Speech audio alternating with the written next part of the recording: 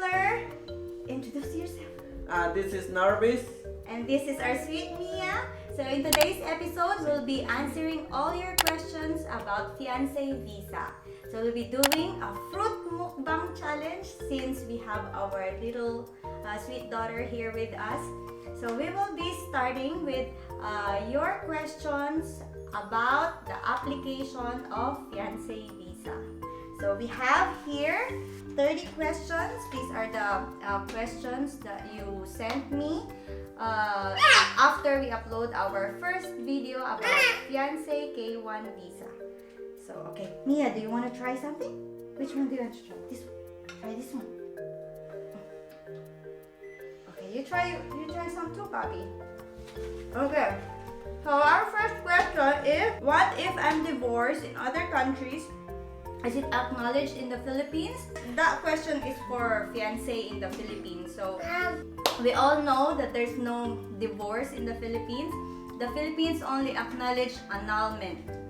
So if you guys are divorced in other countries, it might be possible for you to file your fiancé visa in that country where you are divorced, but you won't be qualified if you start your process in the Philippines. So we proceed to the next question. Is it worth trying an agency to help us process our documents? It really depends. If you want to save money, you can do it yourself. But Yeah, if you don't have the time, because this requires a lot of time, then I don't know how do they work, but you know, it's really up to the applicant. But actually, this is not a hard process. All you need to do is like read all the instructions. They provide the instructions in their website, so all you need to do is go to uscis.gov. I believe that's their website name. Look for the form that you need, which is I-129F. I-129F, okay, which is like the application that you need to submit at the beginning. So yeah, your fiancé, the guy, right? Talking about the American citizen in this case, has to file that. So it has to start from the US, and then from there you go. So I don't think you really need an agency, because it starts from here. I mean, I don't know if there's an agency that does it here. I mean, there are a lot of agencies, but the thing is, you don't need one because they really charge a lot. So. Yeah, if you want to save, if you are very willing to submit all the documents, it's not that hard. So you can really do it yourself. Okay. But if you don't have time, especially if your fiancé is working here in US and you don't have time to follow up, you don't have time to check your status, then I think it's recommended, or it's much preferred to have an agency. The agent or immigration lawyer. Or immigration lawyer. Still, they will ask you all the requirements to provide. So it's still your work to provide for everything. They just need to follow up, fill all the applications up for you. It really is. It depends on you and your fiancé. Next question. Do I have to provide police clearance if I work as an OFW in other countries? So I searched online because this is not an information that we can really base on our experience. So according to my research, once you stay in a country 6 months or more than 6 months, then you are considered to have lived in that country. So they will require you to have a police clearance in that country, that you are clear in any criminal records or anything illegal in that country. But if it's less than 6 months, you don't have to, as long as you have your clearance in the Philippines. So our next question will be, our petition got approved as fiancé in the Philippines. Should I wait for my eligibility letter or NVC letter before I proceed to the next steps?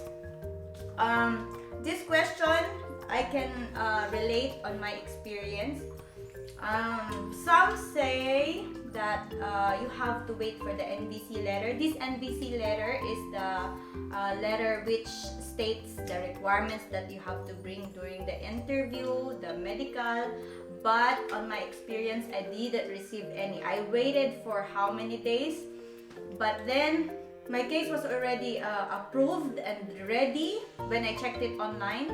And then I thought like, or how much longer will I wait before I proceed? So I just completed already the requirements, and then I proceeded to interview and medical without this NVC letter. So I think you can still proceed on your processing even if you don't have this letter, as long, or you can call NVC for your So what's the eligibility letter? Because I think like from my experience right here, you just received a letter from the USCIS stating that your case has been approved, and then that's all you need, right? Yeah. Can't you just take a picture of that and send it to your fiance? Yeah, I think that's how it is. I think you have to ask your fiance for these letters, because they are the ones who received all these letters. Once you got the approved letters, I think you're good to go for your setting an interview and medical. You don't have to wait. So yeah, so everything, all the process most of the process gets done in the US. So if there's like a question, you have to tell your fiance to call. So like call the USCIS or NBC, whatever you call those companies. But yeah, we proceed to our next question. Do I have to know a lot about my sponsor if it's my father-in-law? So this is co-sponsor, I think. Will they ask me a lot about him in my interview since he's the one who sponsored me? I don't think so. I think what you need to know about is your fiance. So you really need to know a lot about your fiance, your love story. I think the one that they will ask you about the co-sponsor, they will just ask about the work. How can the father-in-law support?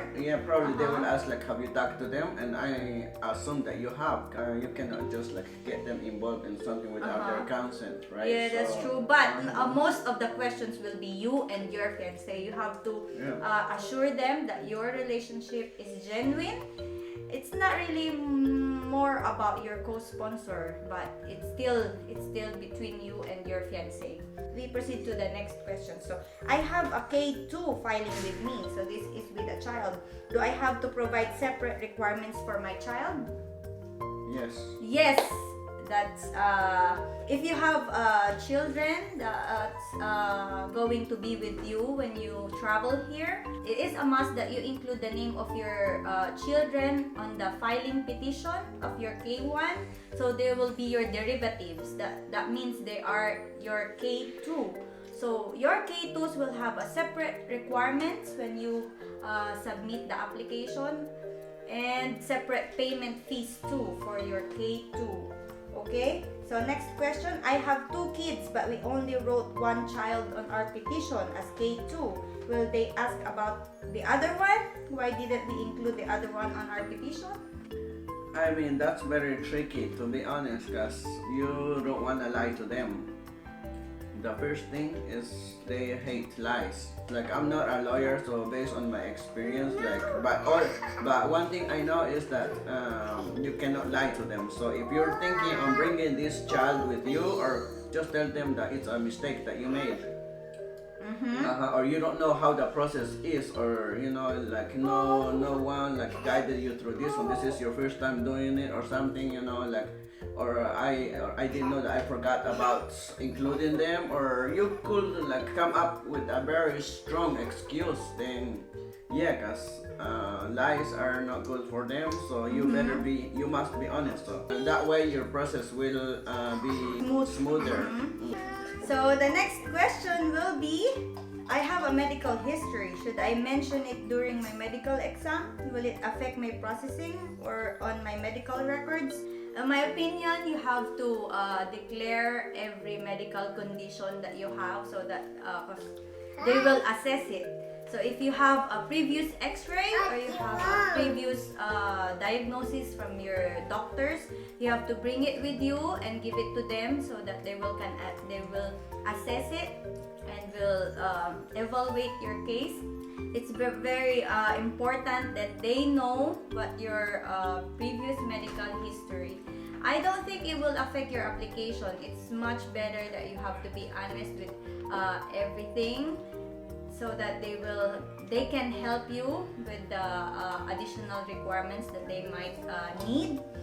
And if you have like a previous diagnosis of PTB, like pulmonary tuberculosis, because this is the very first medical condition that they are concerned of, they will ask you to go directly to sputum test. But if you have a previous result of your treatment, then you have to give them your old medical records, so that they will know that you've been treated with this disease or with this condition, and that you don't have to go further medical help that might delay or might be a cause of your delay with medical exam. Okay, so next one, what is the affidavit of support?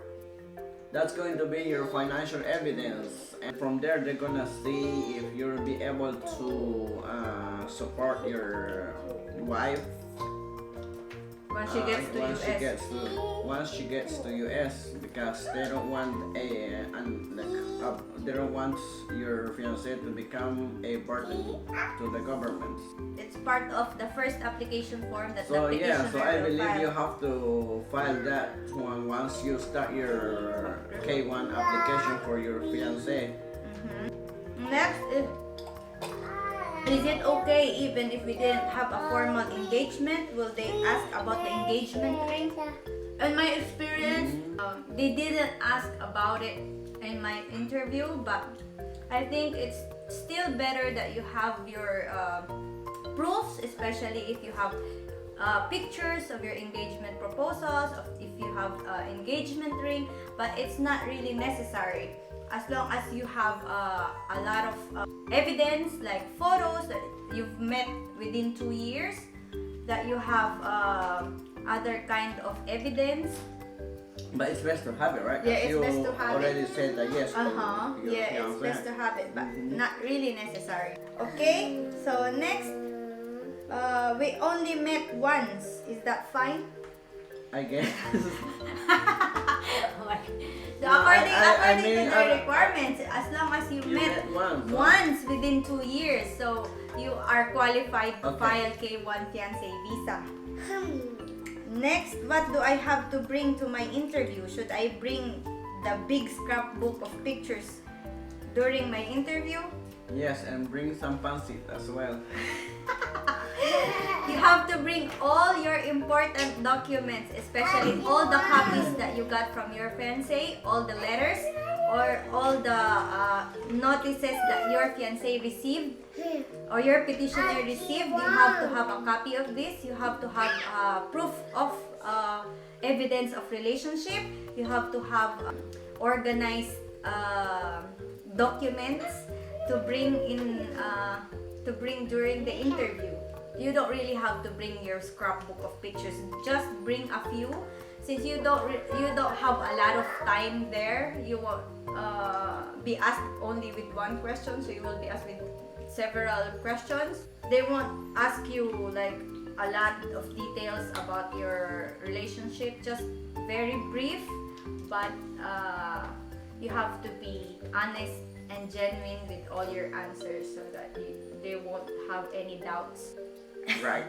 Okay, next is do I have to fill out DS5540?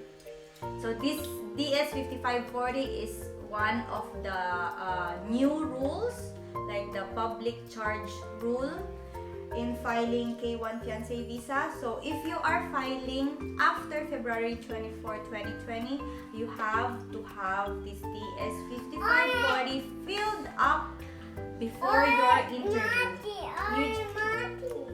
Some say that the consul didn't ask for it during their interview. Just to be sure, you have to bring this new form, so that they won't, in case they will ask, you have it prepared.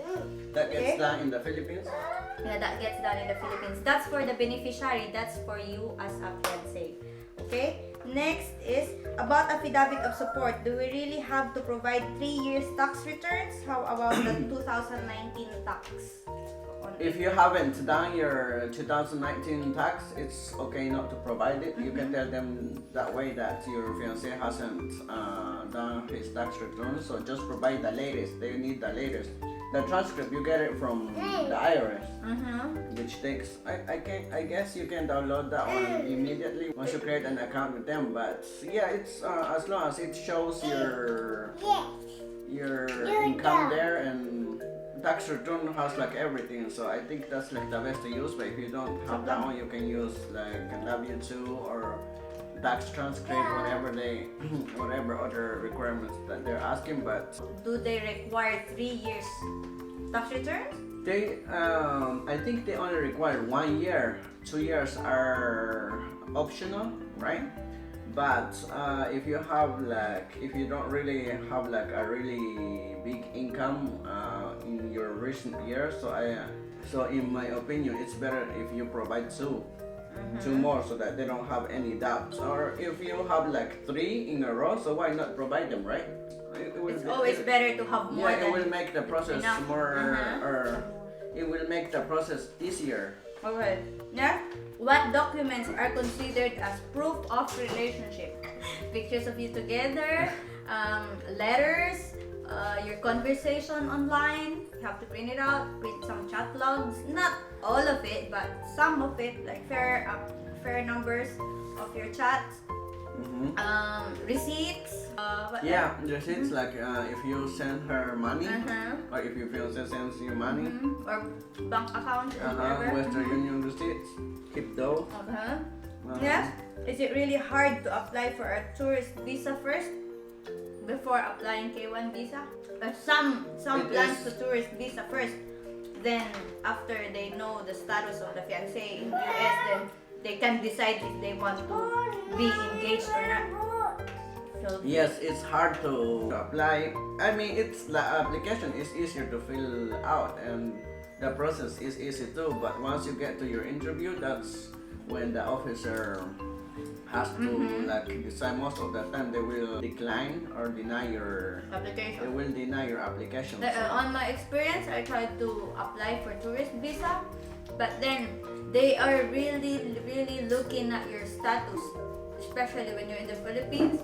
If you don't have a lot of assets or liabilities to come back to the Philippines, they will think that you will stay longer than you should be once they grant you tourist visa in US. Yeah, so you must So have you really a good profession. Like if you're a doctor, you have to have a good good reason you will go back to the Philippines. But it's better if the fiancé goes there, so it's easier. That's true. So I mean, that's really Okay. up That to really you. depends. If you want to try, go ahead and just have the good proof. It doesn't or hurt give trying, them but assurance it doesn't hurt trying it, but you will lose your 100 something dollars. So it's not refundable. Yeah, that's true. It's non-refundable. You have to think, if you really think you have the chance to get granted, then go ahead. But first you have to consider like my wife says, you have to consider your assets. Okay, next question is, what if I get pregnant? Will it not affect our application? I don't think so, as long as the baby is your fiancé's, because if it's not, he might change his mind. I think if that's like an early pregnancy, like 1 month, 2 months, it won't be a problem, or it won't affect you. But if it's already like late pregnancy, like 7, 8 to 9 months, then it will affect your application, since the embassy will ask you for a DNA test of that baby, if the baby is really from your fiancé. If it's early pregnancy, then you have to finish all the processing within as fast as you can, so that you won't have any problem about it. And then if it's already late pregnancy, then I think it's better to have your baby in your country first, and then decide to file later on. If you want to get married in the country where you live, then you can file for a spousal visa instead. Or if you want to get married in the US, you can still file K1 visa and make your child as your derivative as K2, so you can bring your child with you during the processing of your K1 visa. Okay, so next is, does USAS accept scanned documents? Yeah, because most of the time they ask for copies, right? So I don't know what do they mean by scanned copies, because what I understand from the question is that once you scan it, then you convert it to PDF. So I believe they would, because if you send it to them through email, because in some cases you would. Sometimes they will allow you to scan it, but it really depends on the officer though.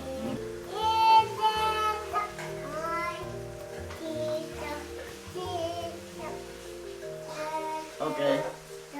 Are you done? Oh no. I don't really speak English well. Is the interview so long? Are we really going to explain our love story during the interview?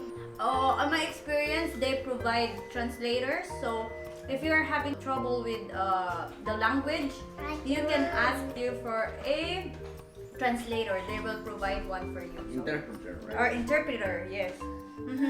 It won't be that long since other consuls just ask for a few questions, and you can explain or tell your story in a very brief statement. Each cases are different. Yeah, each cases are different. So my fiancé has 2 kids and he's still supporting the 2 kids. Will he qualify in the poverty guidelines, or which bracket will he qualify in the poverty guidelines? So I think it will be him, his 2 kids, and you, right? So it will be 4 members in the household. Yes. It has to be like that. So it will be 4 members in the household. You have to look For at if the other poverty fiancé guidelines. doesn't have kids as well. But if you have kids as well, that will add up to the count. So you have to look at the current poverty guidelines in USCIS website.